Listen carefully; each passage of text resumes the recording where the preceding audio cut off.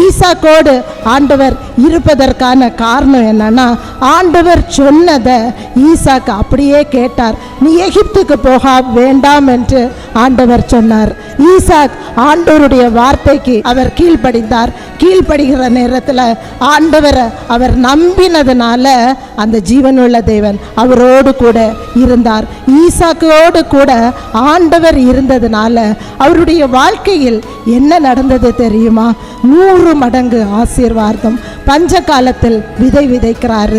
1 மடங்கு 2 மடங்கு அல்ல, 100 மடங்கு ஆசீர்வாதத்தை இந்த ஈசாக்கு பெற்றுக்கொள்கிறார். அது மட்டும் இல்லை, ஈசாக்குக்கு அநேக ஆடு மாடுகளை, அநேக வேலைக்காரர்களை ஆண்டவர் கொடுக்கிறாரு.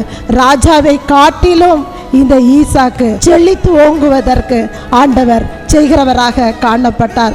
ஒரு தேசத்தில் இந்த ஈசாக்கு போகிறார். அந்த நாட்டு ராஜா தான், அவர் தான் அங்கே ஒரு பெரிய வசதி வாய்ந்தவராக இருக்க வேண்டும். ஆனால் இந்த ஈசாக்கு அந்த ராஜாவை காட்டிலும் அவர் வசதி வாய்ப்பு வாய்ந்தவராக காணப்பட்டார்.